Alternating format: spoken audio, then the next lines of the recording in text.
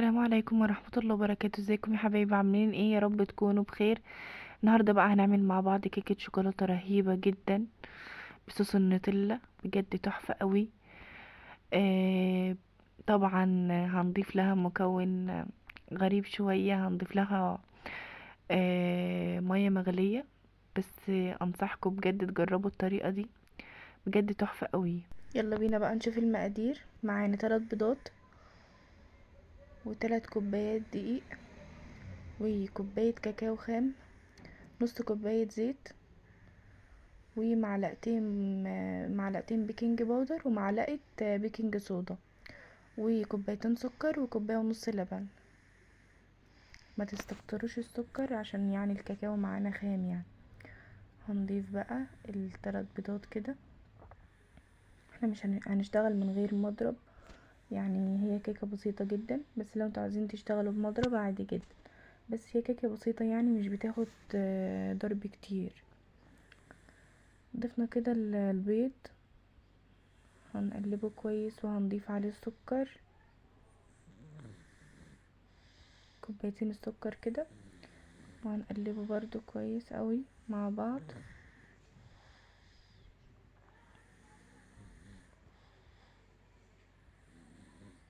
زي ما انتم شايفين كده.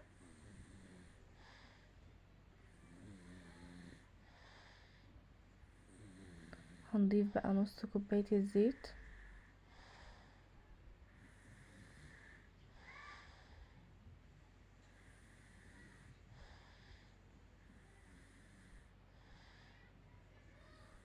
نقلب برضو المقادير كده مع بعضها كويس قوي. هنضيف برضو كوباية ونص من اللبن. اهم حاجة يكون الكوب اللي احنا بنستخدمه يعني يبقى هو نفس الكوب اللي احنا معايرين بيه كل حاجة، سواء انتي بقى بتستخدمي كوب معياري او اي حاجة تانية. عندي بقى الدقيق، هنضيف عليه كده الكاكاو، وهنضيف كمان البيكنج صودا والبيكنج باودر. هنقلبهم بقى كويس قوي كده مع بعض.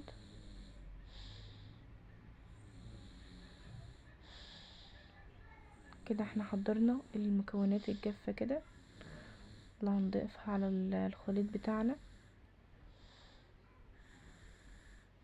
هنقلبهم بقى كويس زي ما انتم شايفين كده.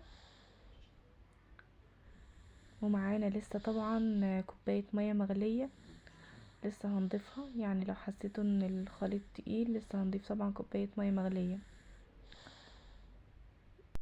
الكيكة دي يا جماعة بتاخد سوا كتير يعني في الفرن، يعني ايه، سيبوها كده تاخد راحتها كده، بس بجد يا جماعة بتبقى رهيبة. ونضيف بقى المية المغلية، يعني مش سخنة، لا مغلية زي ما انتم شايفين كده. هنقلب بقى، لو حسيتوا ان القوام سايل شوية ممكن نضيف شوية دقيق. انا عندي بقى كمان قهوة سريعة الذوبان، او كيس كده نسكافيه يعني. هنقلب كده كويس قوي. القهوة برضو بتدي ريحة جميلة قوي بجد، يعني بتبقى طعمها حلو قوي. هنقلب كده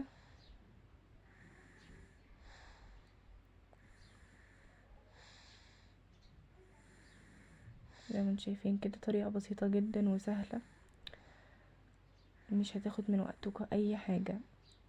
عندي طبعا الصينية بتاعتي مغلفاها بالسمنة ودقيق كده علشان ما تلزقش يعني الكيكة بتاعتنا فيها. هنزل بقى كده بالصينية، ممكن نحط في بايركس عادي، بس انا حبيت الصينية دي يعني عشان كبيرة كده، عشان انا برضو ايه عاملة مزودة المعيار بتاعي. ممكن انتوا تقللوه تخلوه النص يعني. هندخلها بقى على درجة حرارة 180 لمدة ساعة الا ربع زي ما انتوا شايفين كده. بس اهم حاجة بقى نفرغ كده الهواء اللي جواها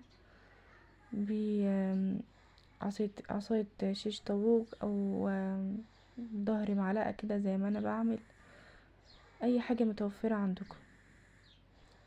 زي ما انتوا شايفين كده بالشكل ده، عشان لو فيها اي فقاقيع كده هوا تطلع. هندخلها بقى الفرن. ده شكلها يا جماعة بعد ما طلعت من الفرن، بجد ريحتها حلوة قوي. عندي بقى نوتيلا ومسيحاها كده في الميكروويف، وطبعا حاطلها معلقتين زيت. هنزل بيها كده على الوش بالشكل ده.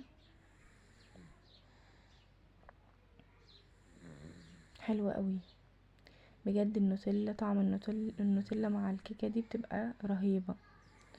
ممكن نعمل صوص شوكولاتة عادي جدا يعني ونحطها عليه، مش لازم خالص نوتيلا، بس انا كان متوفر عندي نوتيلا فحطيتها. اللي متوفر عندكم. اعمل كده خطوط كده من الشوكولاتة البيضة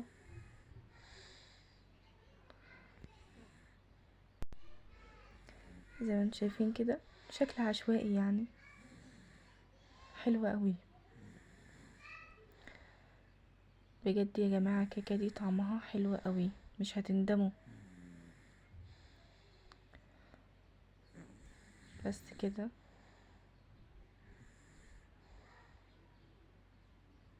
انصحكم تجربوها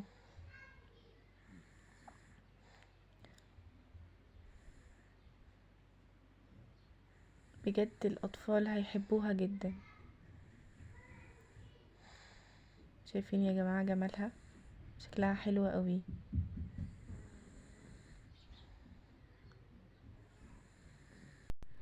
هنقطعها كده بقى. هي كانت المفروض نسيبها تبرد علشان خاطر يعني نعرف نقطعها ونطلعها يعني كده من الصينية، بس بصراحة يعني اولادي يعني كانوا هيتجننوا عليها. بس كده، لو عجبكم بقى الفيديو ما تنسوش تعملوا لايك وتشتركوا في القناة وتفعلوا زر الجرس عشان يوصلكوا اشعارات بوصفاتي الجديدة. وما تنسوش كمان تشاركوا الفيديو ده لكل اصحابكم عشان الكل يستفاد. في رعاية الله وحفظه، مع السلامة.